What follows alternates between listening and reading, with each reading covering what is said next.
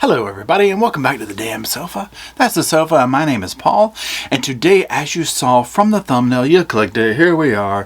We're going to be discussing some stuff in the Lori and Chad Daybell saga. I haven't talked about this case for a hot minute. As you know, there's not any real stuff going on with it, but a lot of motions have been filed recently. And so a lot of you have been like, Paul, what did you think of this? What do you think of this? And I've got some opinions on it, so we're going to talk about them. But before we jump into the opinions, thank you to everybody who makes the channel possible, the Patreons, the channel members, people in the comment sections talking, liking, and sharing not only the video, but also keeping the names, memories, and spirits alive of the victims whose time was stolen in all these cases that we talk about. So how we're going to do this video is this. I basically am just going to put the motions up and then talk about them. There's like 3 or 4 different ones. They're very short, each of them. You already know if you've been following me for a while, I ain't a doctor, I ain't a lawyer, I'm just a guy with a sofa and some opinions about true crime. So that's all this is my opinions on this type of stuff. That being said, let's get edition. Okay, so the first one is about this meeting that they're wanting to have. When I say they, I'm talking about Chad and Lori, and at least Lori for sure. So let's just read through this real quick, because when I was reading it, I was like, really? Okay, so it's a motion for joint settlement and strategy sessions. Yeah, okay. Come now, the attorneys for the defendant, and move this court for an order to allow the defendant and her attorneys to meet with the co-defendant and his attorney in confidential joint settlement and strategy sessions as follows. Number 1, Lori Vallow and Chad Daybell, again, interesting, that's how they do the names there, were married in Hawaii on November 5th, 2019. On February 20th, 2020, Lori was arrested in Hawaii and extradited to Idaho. She was able to talk to her husband by recorded jail calls or from the date of her arrest to June 9th, 2020, when Chad Daybell was arrested. The two have spoken by phone only one time since June 9th, 2020, an arranged phone call on July 26, 2022, between the parties and counsel. The call was approved by the prosecuting attorney and sheriff and was not recorded. Number 2, with settlement proposals, mediation, motions, and trial fast approaching, Lori and Chad would like to be able to talk together in person and on the phone about their options. The attorneys for the parties will attend any in-person meetings and phone conversations, but will not record the conversations and will not use the conversations as evidence. The conversations can be deemed for settlement purposes only. As rule, and it lists the numbers off, of the Idaho Rules of Evidence could apply to the conversations. And it's signed Jim Archibald, John Thomas, January 5th, 2023. Okay, so very quickly on this. I mean, come on, right? Here's my thing with this. Yes, I get their co-defendants that's going through, but I mean, I don't know, and I think some of my thoughts are answered by when we talk about her little alibi and that kind of stuff, right? It would only make sense. So do I think that they should be able to meet up? No, absolutely not. I don't want them to get their story straight, right? I want them to bury each other under the jail. Do I think that the attorneys would play about it? Now, we can only talk about this or that. No, I don't. I mean, let's be real here, right? It is what it is. I mean, there's that. How awkward would that be? You know what I'm saying? I mean, come on, after all this. So I don't think that they should be able to do this. I think it should be separate. Now, again, could that make for the trial to be even weirder? Yeah, but I mean, how many years has this gone on now, right? I mean, it's absolutely ridiculous. And I just feel like, get this to trial and just be done with it. I'll be very curious to see if they're allowed to do this. And at minimum, it's like just a phone call. Why do they need to meet in person, right? Would they let any other, defendants, co-defendants do this? Usually not. I would think not, right? So if this is not the norm, then they should not be allowed it. If it's the norm, well then, okay, let's dot our I's and cross our T's, right? Let's move on to the next motion. Now, I'm just going to read a couple of portions of this. This is about the death penalty motion that went through. It was a bit longer, so that's why I'm only going to read a little bit from it. The key ingredients here. So let's go ahead and jump in. So, and I'm putting the things up on the screen here so you can kind of pause to read or whatever you want to do. I'm going to start on the first full paragraph on this page. Lori Daybell has been indicted on charges of first-degree M and conspiracy to commit first-degree M and grand theft, both of which carry the possibility of the DP. As pled, the defendant does not have the requisite culpability to be charged with DP under the indictment for conspiracy to commit first-degree murder and grand theft, nor as a principal or accessory to first-degree M. So, okay, cool. They're saying that these are all, DP potential things, but they're saying no.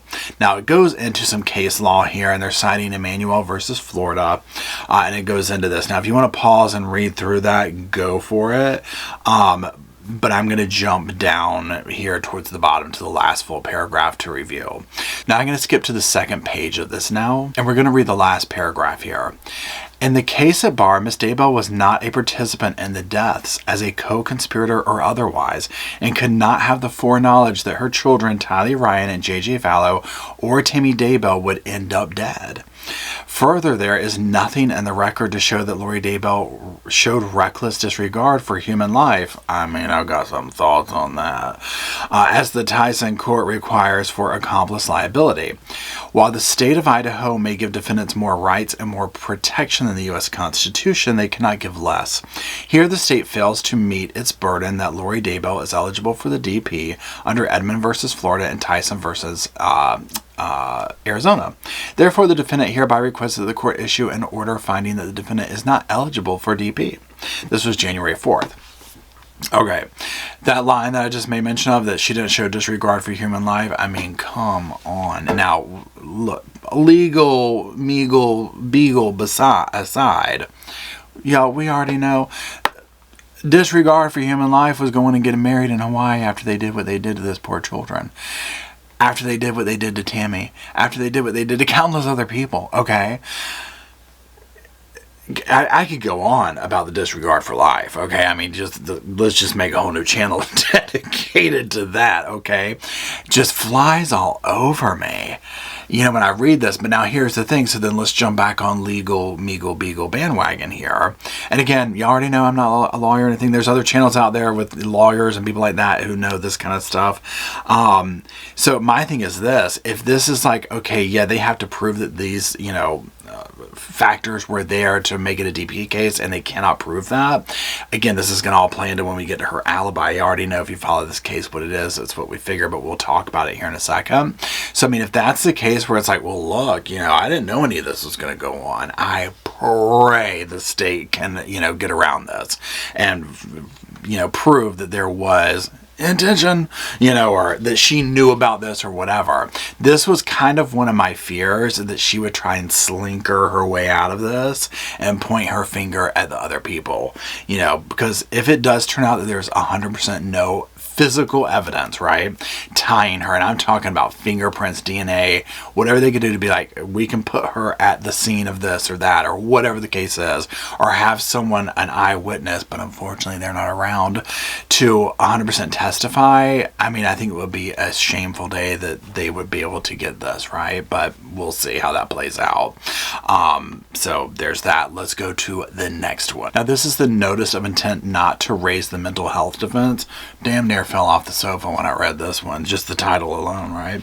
So let's go ahead and read through this one. So number one, the Idaho Code 18-207 provides a list of expert witnesses be disclosed at least 90 days prior to trial if the defense intends to call the experts to negate an element of a crime. This advanced disclosure is required for a guilt phase portion of this trial.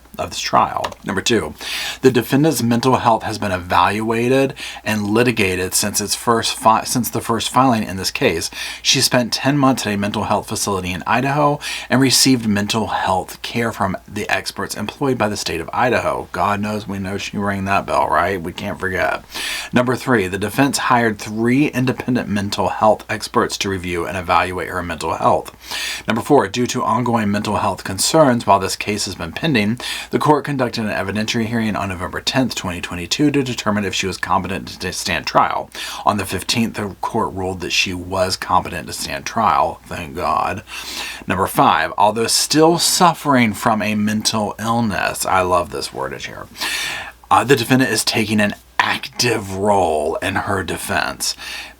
Probably why she wants to meet Chad, right? She has, and the new emotions coming through. She has previously reviewed all of the discovery provided to her by the state and her attorneys. This is when she probably was like, okay, hold on, we need to rearrange our stuff here.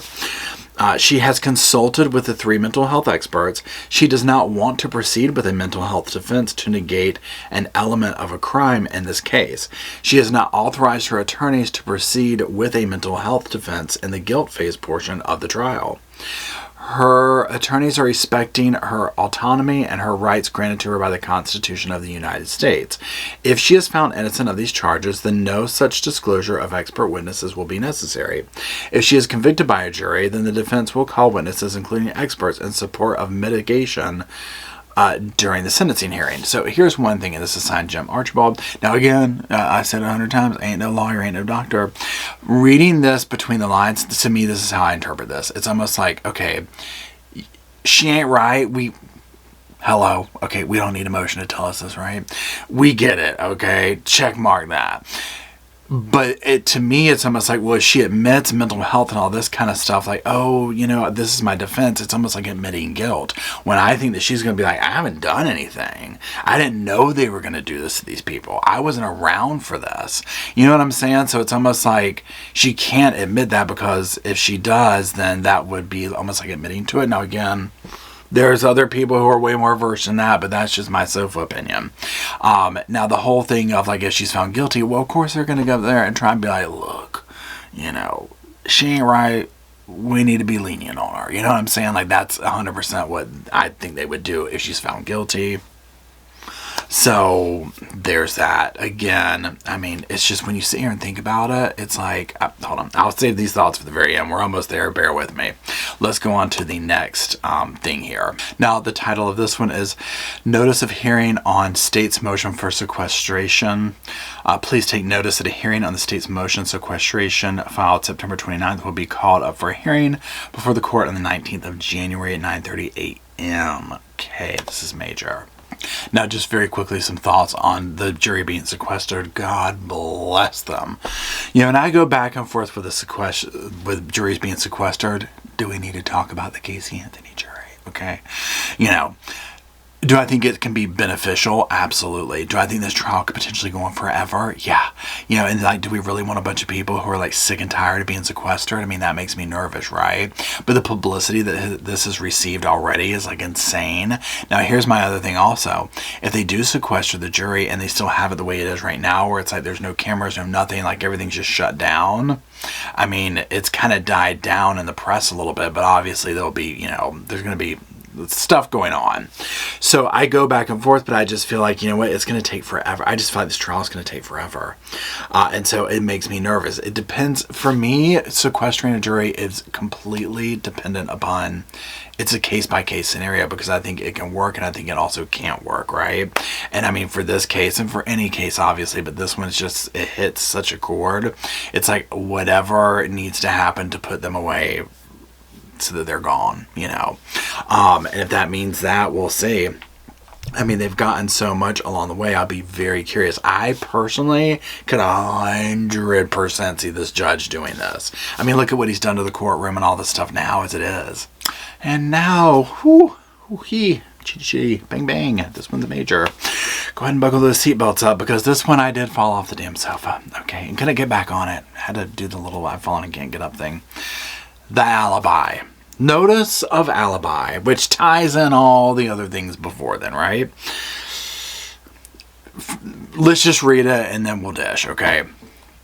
Again, it's called Notice of Alibi.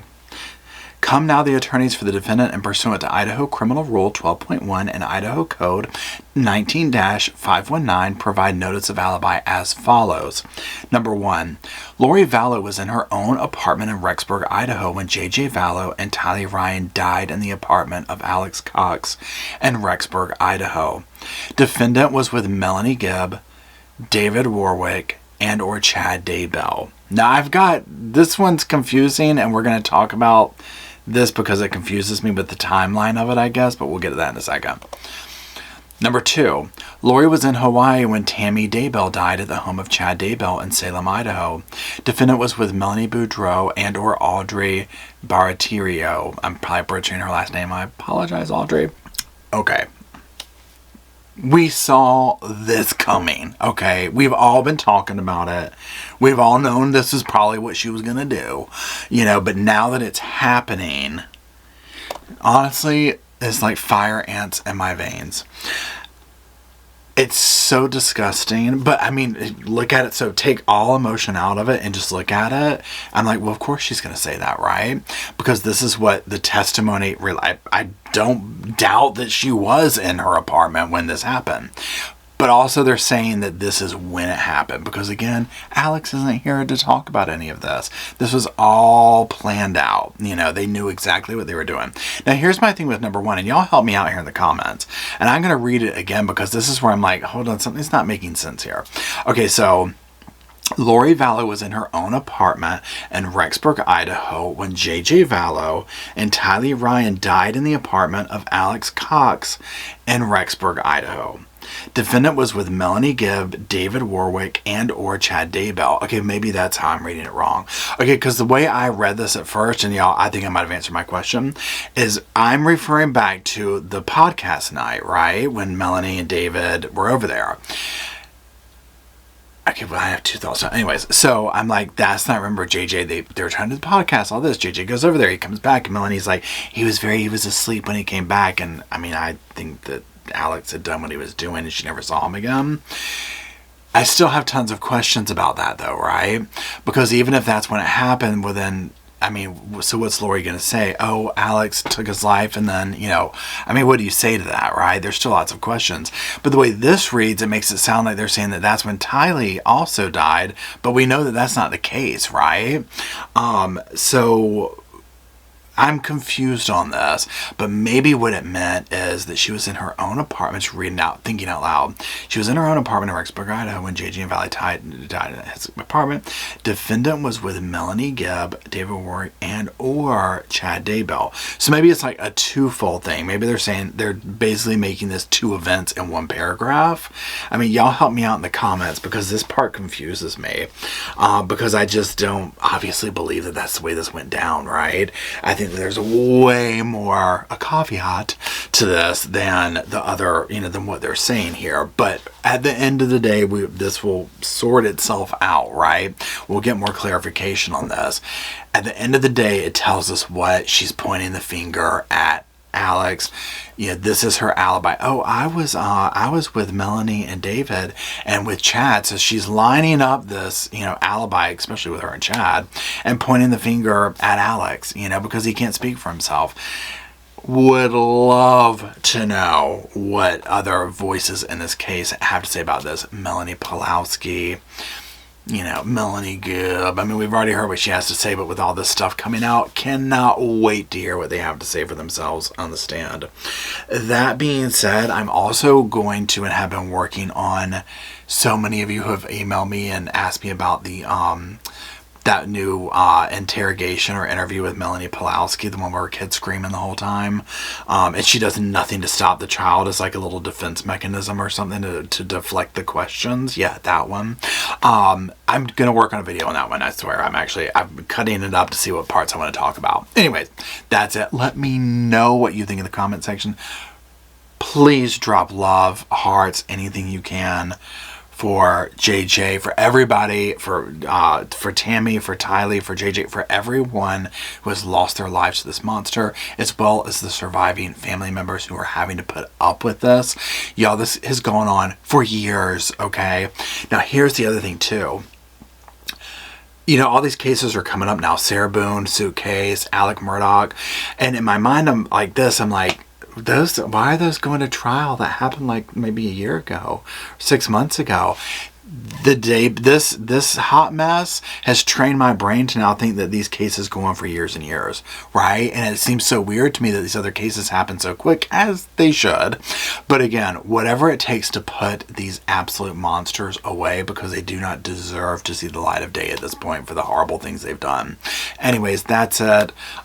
Send love down the comment sections, and thank you everybody for being here. And if you're still watching, thank you as well. And until we meet around the sofa to talk about all this kind of stuff, well, I'll see y'all soon.